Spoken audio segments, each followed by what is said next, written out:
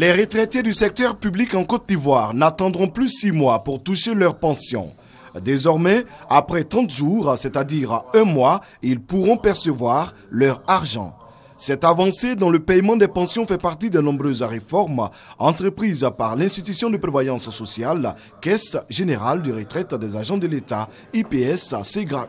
Dans les nouveaux textes, il est dit désormais que tous les dossiers de pension doivent être déposés normalement à la SEGRAE par les directeurs des ressources humaines qui sont les nouveaux interlocuteurs avec qui travaille maintenant l'IPS-SEGRAE. Pour mieux faire comprendre ces réformes, l'IPS-SEGRAE a initié au profit des personnes en charge de la gestion des ressources humaines des différents ministères un programme de formation et d'échange. C'est un séminaire qui vient à point nommé, puisque au niveau des pensions, il faut dire qu'il y avait beaucoup de zones d'ombre, parce que ce soit les usagers ou même que ce soit les gestionnaires des ressources humaines, il y avait beaucoup d'insuffisances dans la compréhension même de la gestion des pensions. L'IPS-SEGRAE est une institution publique en charge de la gestion des questions liées aux retraités de la fonction publique. Elle veut être à l'écoute des retraités pour une meilleure prise en compte de leurs besoins et préoccupations. L'école gratuite est obligatoire pour tous dès la rentrée scolaire d'octobre prochain. C'est le défi du président de la République, Alassane Ouattara, et son gouvernement. La Société de développement des forêts SODEFOR, en charge de la gestion des forêts classées en Côte d'Ivoire, et la Société de transformation du bois du Cavali entendent accompagner cette volonté du chef de l'État. Les responsables de ces deux sociétés ont offert aux populations de Diepleu, un village du département des Oriens, un bâtiment de 3 classes, un bureau et un magasin. Il est bon de signaler à cet instant que ces réalisations d'intérêt communautaire sont retenues à l'issue de larges concertations avec les populations bénéficiaires, afin de s'assurer qu'elles répondent bien à leurs besoins. D'un coût global de 30 millions de francs CFA, les clés de cette école ont été remises officiellement aux autorités de la localité. Des clés remises en présence du ministre d'État, ministre du Plan et du Développement Albert Mabry-Troakeus et du ministre des Eaux et Forêts Mathieu Babo-Daré.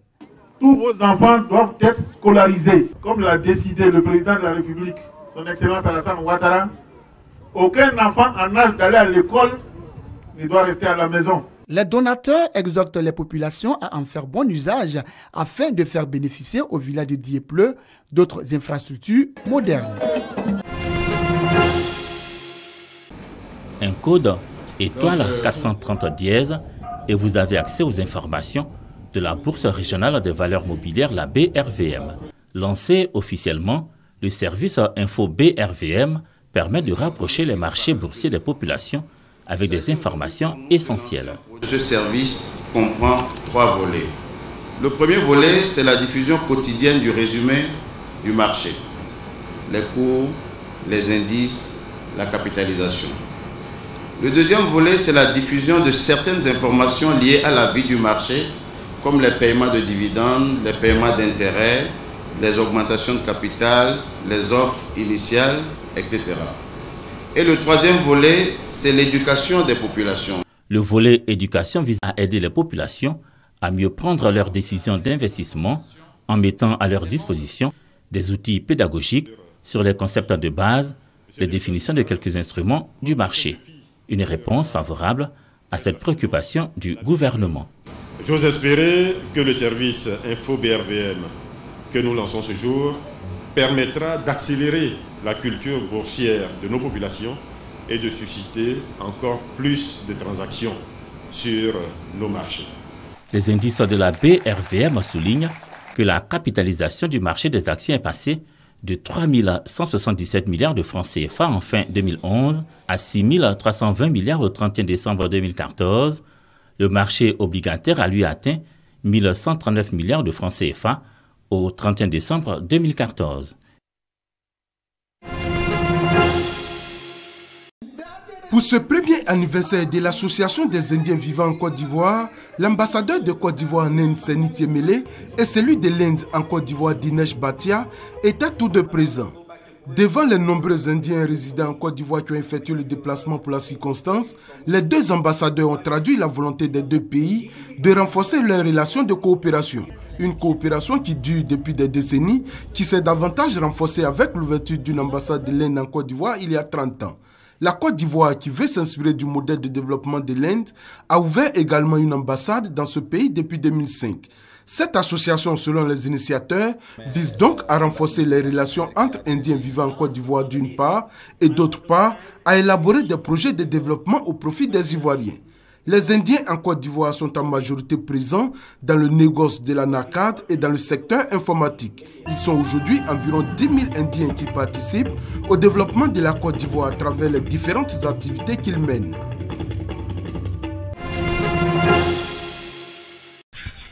La terre a de nouveau tremblé au Népal. Un séisme de magnitude 7,3 a secoué Katmandou à 12h50 heure locale pendant environ 1 minute, causant la panique dans la capitale. Il a été suivi par 3 puissantes répliques. Selon l'Institut de veille géologique américain, l'épicentre des secousses était situé près du camp de base du mont Everest, à 83 km à l'est de Katmandou et à seulement 19 km de profondeur. On sait que plusieurs bâtiments se sont effondrés dans la ville de Chautara, proche de l'épicentre. Plusieurs corps ont été retirés des décombres. 3 gros glissements de terrain sont aussi signalés dans cette région frontalière du Tibet. Le séisme et ses répliques ont été ressentis jusque dans le nord de l'Inde, où un homme au moins a été tué. Le Népal a déjà été dévasté par un tremblement de terre de magnitude 7,8 le 25 avril dernier, qui a fait près de 8000 morts, 17 800 blessés et a détruit des centaines de milliers de logements.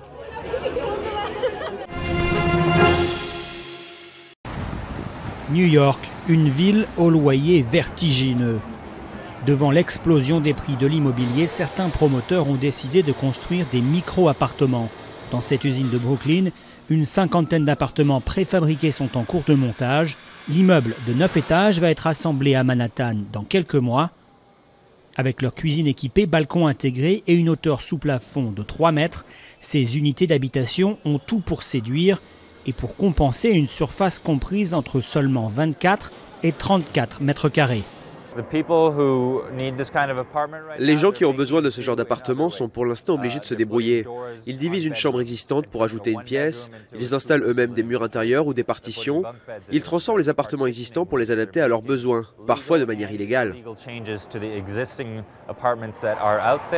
Jusqu'à récemment, la mairie interdisait la construction d'appartements inférieurs à 37 mètres carrés, jugés trop petits pour une famille avec enfants.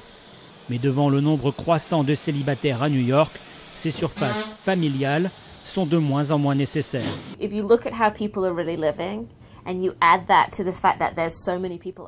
suffit de regarder comment les gens vivent réellement et prendre en compte tout ce qui arrive pour s'installer. Et on arrive vite à la limite de ce qui est faisable dans la ville. En augmentant la densité et en construisant des appartements plus petits, on peut loger plus de monde et aussi vraiment s'adapter au mode de vie des gens d'aujourd'hui. Signe de l'enthousiasme du secteur immobilier, le projet pilote autorisé par la mairie a vu un nombre record de promoteurs présenter leur dossier. En fait, New York est en retard dans la construction de petits appartements. Partout aux États-Unis, à Seattle, Boston, San Francisco, Washington, vous avez déjà des micro-appartements en construction ou déjà finis avec des gens qui habitent dedans. Loger plus d'habitants dans des appartements moins grands, le défi est d'envergure pour une ville qui continue de grandir. D'ici 20 ans, New York aura environ 1 million d'habitants en plus, avec pour l'instant peu d'endroits pour les loger. Dans la bande de Gaza, tout le monde sait que l'eau est polluée. Les autorités locales assurent que près de 97% des ressources en eau sont dangereuses pour la consommation. Les égouts contaminent les réserves et le blocus israélien aggrave la situation. Pendant la dernière guerre entre le Hamas et Israël, plus de 30 km de tuyaux d'eau ont été abîmés ou détruits.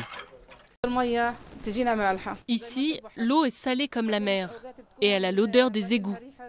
Ce n'est pas bon pour la nourriture, la cuisine et même pour la vaisselle. 2 ingénieurs gazaouis assurent avoir trouvé une solution. Ils ont mis au point une machine qui transforme l'eau de mer en eau potable, mais elle ne peut traiter que 1000 mètres cubes d'eau par jour. C'est 500 fois moins que la consommation quotidienne de Gaza. Pour construire une usine et décupler leur production, ils ont besoin de 270 millions d'euros. Nous avons trouvé un moyen concret de désaliniser l'eau de mer. Nous espérons que des responsables vont adopter ce projet à l'avenir et construire de grandes usines pour désaliniser l'eau grâce à cette technologie.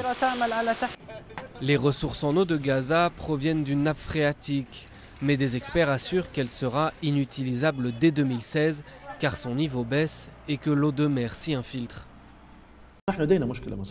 Nous avons un problème de ressources naturelles. La capacité de production de la nappe phréatique ne doit pas dépasser 55 à 60 millions de mètres cubes par an. Mais nous en tirons aujourd'hui environ 200 millions de mètres cubes. Donc il faut arrêter de dépendre uniquement de ce réservoir et trouver d'autres ressources. En attendant une solution durable, beaucoup des 1,8 million d'habitants de Gaza doivent acheter de l'eau filtrée à ces camions-citernes privés. D'après l'ONU, la population devrait augmenter de 500 000 personnes d'ici 5 ans. Et d'ici là, les réserves d'eau seront complètement asséchées.